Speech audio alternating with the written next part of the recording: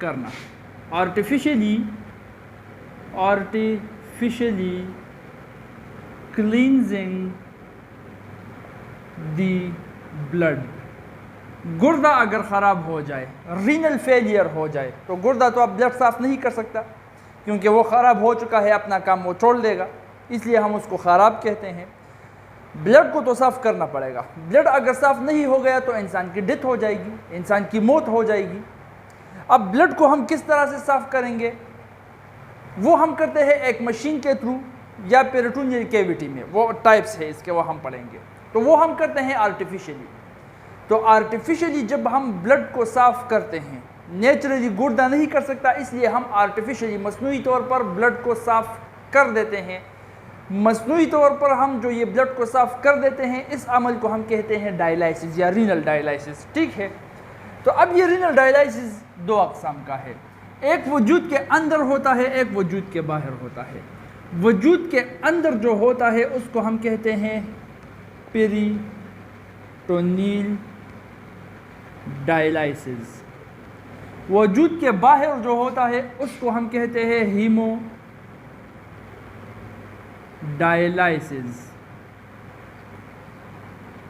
हीमोडायलाइसिस, ये दो तरीक़े हैं।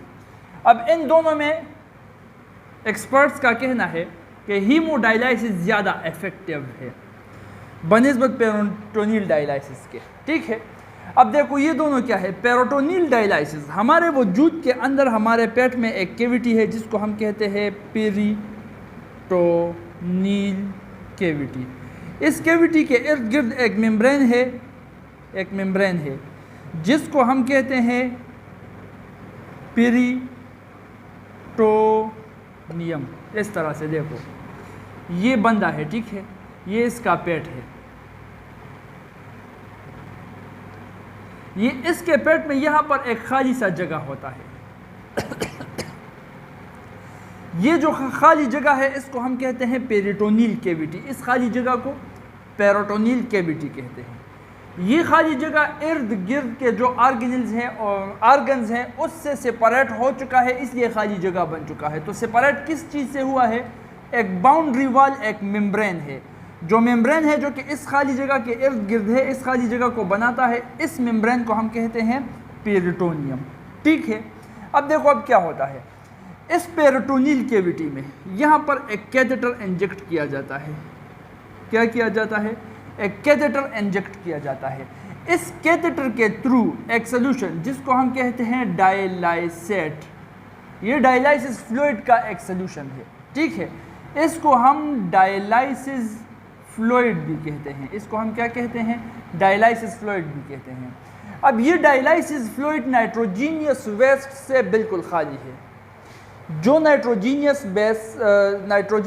वेस्ट हमारे ब्लड में दौड़ते हैं, जिसको हम ब्लड से निकालना चाहते हैं, वो नाइट्रोजीनियस वेस्ट इस सोल्यूशन के अंदर, इस डायलाइसिस फ्लूइड के अंदर, इस डायलाइसेट के अंदर उनकी कंसंट्रेशन 0 है। ठीक है, अब कैथेटर के थ्रू हमने ये डायलाइसिस फ्लूइड, ये डायलाइसेट इस पेरिटोनियल कैविटी के अंदर दाखिल कर दिया। अब ये डायलाइसेट यहाँ पर होगा, तो इस पेरिटोनियल कैविटी में जो ब्लड कैपिलरीज है, ब्लड कैपिलरीज, इनके अंदर, इन ब्लड कैपिलरीज के अंदर जब ब्लड दौड़ेगा, यहाँ पर जब ब्लड दौड़ेगा, ठीक है, तो ब्लड के अंदर नाइट्रोजीनियस वेस्ट तो होंगे, नाइट्रोजीनियस वेस्ट हो गई, यूरिया वगैरह या कुछ और जो भी वेस्ट है, तमाम किस्म के वेस्ट, सिर्फ नाइट्रोजीनियस वेस्ट की बात नहीं कर रहा। ठीक है, जितने भी वेस्ट हैं, ज़्यादातर नाइट्रोजीनियस वेस्ट होते हैं यूरिया की शक्ल में, इसलिए नाइट्रोजीनियस का नाम मैं ले रहा हूँ। थोड़े से और भी वेस्ट हो सकते हैं, तो चलो वेस्ट का नाम इस्तेमाल कर लेते हैं। तो जो भी वेस्ट है जो कि ब्लड कैपिलरीज में अंदर जो ब्लड दौड़ रहा है उसमें मौजूद है। अब देखो यहाँ पर जो ब्लड दौड़ रहा है उसमें वेस्ट है हाई कंसंट्रेशन में। यहाँ पर पेरिटोनियल कैविटी में यहाँ पर जो डायलाइसेट हम अंदर कर चुके हैं, दाखिल कर चुके हैं डायलाइसेट, उसमें इस वेस्ट की कंसंट्रेशन 0 है। अंदर पेरिटोनियल कैविटी में जो डायलाइसेट है उसमें इन वेस्ट की कंसंट्रेशन 0 है।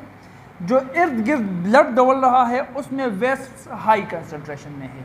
अब हमको पता है ऑस्मोसिस का कि मेम्ब्रेन को पास करके from higher concentration to lower concentration चीज़ें जाती हैं। इसलिए अब इस ब्लड से ये वेस्ट चूँकि यहाँ पर हाई कंसनट्रेशन में है, पेरिटोनियल कैविटी में जो डायलाइसेट है उसमें लो कंसनट्रेशन में है, तो ये वेस्ट इनपरमिएबल मेम्ब्रेन्स पेरिटोनियम और ब्लड कैपिलरीज का जो वाल है उसको पार करते हुए डायलाइसेट के अंदर दाखिल होना शुरू कर देंगे। तो इस तरह से अब ब्लड से ये वेस्ट आहिस्ता आहिस्ता साफ हो जाएगा और तमाम का तमाम वेस्ट इस डायलाइसेट के अंदर जमा हो जाएगा। अब ब्लड से वेस्ट चून के निकल चुका है और वो वेस्ट यहाँ डायलाइसेट तक आ पहुँचा है और डायलाइसेट वेस्ट से भर गया है, तो ब्लड तो साफ हो गया, क्लीन हो गया। अब ब्लड अपने राह खुद जाएगा आगे, ब्लड कैपिलरीज में मूव करेगा और बस वजूद में दौड़ेगा। ये जो डायलाइसेट है जो वेस्ट से भर चुका है, इसको एक दूसरे कैथेटर के थ्रू वजूद से निकाला जाता है। तो ये वेस्ट उस डायलाइसेट में शामिल होकर वजूद से निकल जाते हैं। अब इस पेरिटोनियल कैविटी में इस कैथेटर के जरिए और नया डायलाइसेट, एक नया डायलाइसिस फ्लूइड जो कि जिसमें ये वेस्ट बिल्कुल ज़ीरो हो, उनकी कंसंट्रेशन बिल्कुल ज़ीरो हो, ताज़ा डायलाइसेट हो, और ताज़ा डायलाइसेट डाला जाता है। फिर से ब्लड वहाँ पर पहुँचती है, उस ब्लड में जो वेस्ट है वो डायलाइसेट में शामिल हो जाता है, डायलाइसेट वेस्ट के साथ निकाला जाता है और इसी तरह से हमारा ब्लड, इस मरीज़ का ब्लड पेरिटोनियल डायलाइसिस के थ्रू साफ किया जाता है। इस प्रोसेस को हम कहते हैं peritoneal dialysis, peritoneal dialysis. Peritoneal dialysis हम इसलिए कहते हैं कि ये पेरिटोनियल कैविटी में पेरिटोनियम मेम्ब्रेन के थ्रू होता है। बात समझ में आ रही है? ये हुआ पेरिटोनियल डायलाइसिस। इसके बाद जो है वो है हीमोडायलाइसिस। हीमोडायलाइसिस वजूद के बाहर होता है, it takes place outside the body. ये आउटसाइड दी बॉडी ब्लड को क्लीन किया जाता है। ये देखो, ये वजूद के अंदर ब्लड को क्लीन किया जा रहा था, ये वजूद के बाहर ब्लड को क्लीन किया जाएगा। यहाँ पर क्या होगा, यहाँ पर एक मशीन होगा जिसको हम कहेंगे डायलाइज़र। उस डायलाइज़र में बॉडी से ब्लड शामिल किया जाएगा, बॉडी से ब्लड डायलाइज़र में शामिल किया जाएगा, डायलाइज़र में ब्लड साफ़ किया जाएगा। ये डायलाइज़र क्या करेगा, ये क्लींजिंग करेगा, ये ब्लड को साफ़ कर देगा और इसी डायलाइज़र से वही ब्लड वापस बॉडी में शामिल कर दिया जाएगा। तो ब्लड साफ़ कहाँ हो रहा है, बाहर। बॉडी से ब्लड निकाला जा रहा है, बाहर साफ़ हो रहा है, वही साफ़ क्लीन्ड ब्लड वापस बॉडी में दाखिल किया जा रहा है। ये हफ्ते में 2 बार, तकरीबन हफ्ते में 2 बार एक मरीज़ के साथ किया जाता है। तमाम का तमाम ब्लड उसका साफ़ किया जाता है, 5 दिन वो साफ़ रहता है, 5 दिन बाद फिर 2 बार डायलाइसिस करते हैं, तमाम के तमाम ब्लड को फिर साफ़ कर देते हैं, फिर इस तरह से ये सिलसिला चलता है। ठीक है, अब इसमें क्या होता है, देखो, इसको अच्छी तरह से समझने के लिए ये डायलाइज़र समझना पड़ेगा कि डायलाइज़र किस तरह से होता है। अब आपकी किताब में एक तस्वीर दी गई है लेकिन उस तस्वीर में वाज़ेह नहीं किया गया है। अब मान लो मैं माइक्रोस्कोप के थ्रू इसको जूम कर रहा हूँ, माइक्रोस्कोप के ज़रिए नहीं, सॉरी, ये कोई माइक्रो चीज़ नहीं है, मतलब इसको नज़दीक करके देख रहा हूँ, बड़ा करके जूम करके देख रहा हूँ।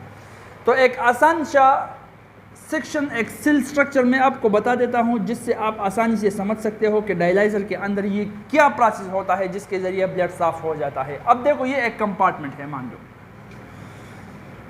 एक सेल है, एक कंपार्टमेंट है, ठीक है। इसमें यहाँ पर 2 सेक्शन बनाए जाते हैं इस तरह से।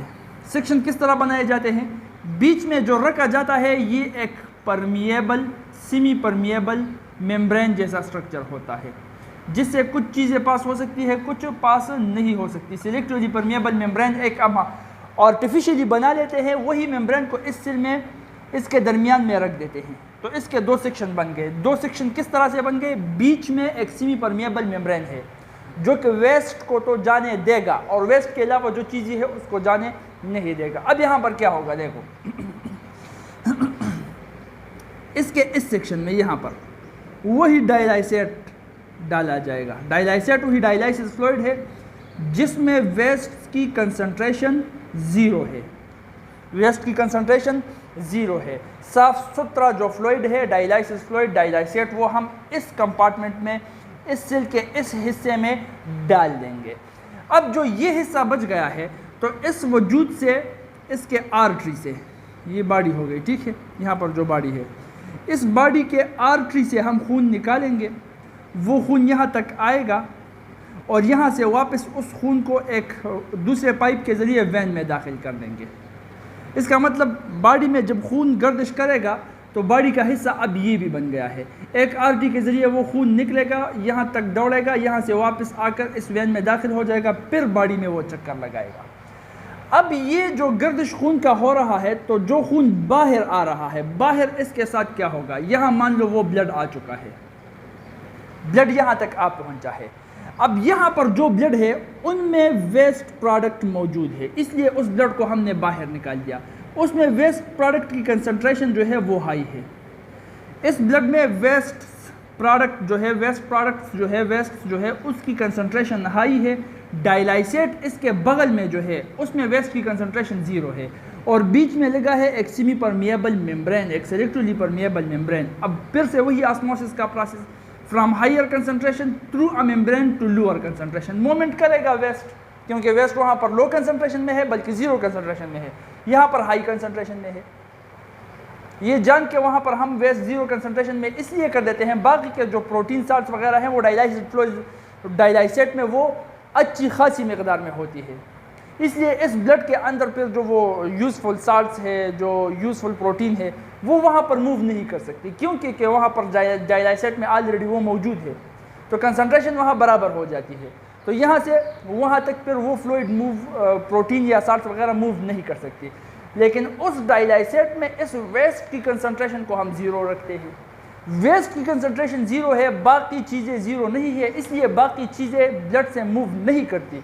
लेकिन वेस्ट ब्लड से हाई कंसंट्रेशन से डायलाइसेट को वेस्ट की 0 कंसंट्रेशन जहाँ है मूव कर लेती है इस सेमी परमिएबल मेम्ब्रेन के थ्रू, और इस तरह से ये ब्लड साफ़ हो जाता है। इसमें जो वेस्ट है उसका कंसंट्रेशन 0 हो जाता है, और वो वेस्ट चूँकि यहाँ पर आ गया तो यहाँ पर वेस्ट की कंसंट्रेशन हाई हो जाती है। अब जिस ब्लड में वेस्ट की कंसंट्रेशन 0 हो गई, उसी ब्लड को वापस से वेन में दाखिल किया जाता है। वो बॉडी में चक्कर लगा कर वापस आ जाता है, वापस वेस्ट गेन कर लेता है आर्टरी के ज़रिए, फिर यहाँ पर आ जाता है। तो यहाँ पर जो डायलाइसेट है इसको वक्तन फ़वक्तन बदलना पड़ता है।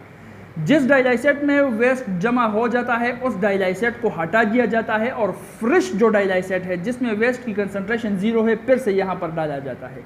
तो और ब्लड जो आता है वो फिर से उस ब्लड से वेस्ट को छीन लेता है, from higher concentration to lower concentration movement हो जाता है, ब्लड फिर से साफ हो जाता है, फिर से ब्लड वही वेन में दाखिल हो जाता है, और इसी तरह से बॉडी में ये खून चक्कर लगा कर वापस आता है, ख़ुद को साफ़ करता है, वापस दाखिल हो जाता है।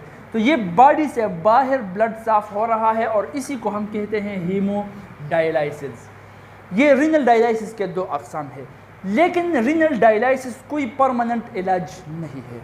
परमानेंट इलाज गुर्दे का मरीज़, ये बहुत मुश्किल काम है कि हफ्ते में एक मरीज़ 2 बार डायलाइसिस, ये डायलाइसिस जो होता है ये 7 से 8 घंटे लेता है तकरीबन।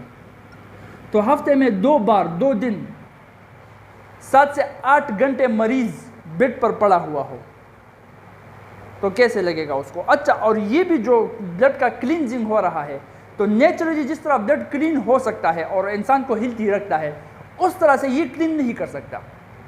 जो मरीज़ डायलाइसिस पर हो उसका ब्लड उस नेचुरल तरीके से जो किडनी क्लीन कर रहा है क्लीन नहीं कर सकता, इसलिए उसको हेल्थ इश्यूज़ होते हैं, वो दवाइयाँ भी देता है। तो ऐसे मरीज़ का बहुत बुरा हाल होता है, ठीक है। तो इसलिए हीमोडायलाइसिस 2 दिन, वो भी 7 से 8 घंटे वो बेड पर पड़ा रहता है, फिर 5 दिन फ्री होता है। तो मुश्किल काम है, ज़िंदगी भर तो कर नहीं सकता, और इसके साथ हेल्थ इश्यूज़ भी है, क्योंकि नेचुरली ब्लड उसी तरह से साफ़ नहीं कर सकता जिस तरह से नेचुरली होता है। इसलिए इसका परमानेंट इलाज डायलाइसिस नहीं है। परमानेंट इलाज क्या है? परमानेंट इलाज है किडनी ट्रांसप्लांट।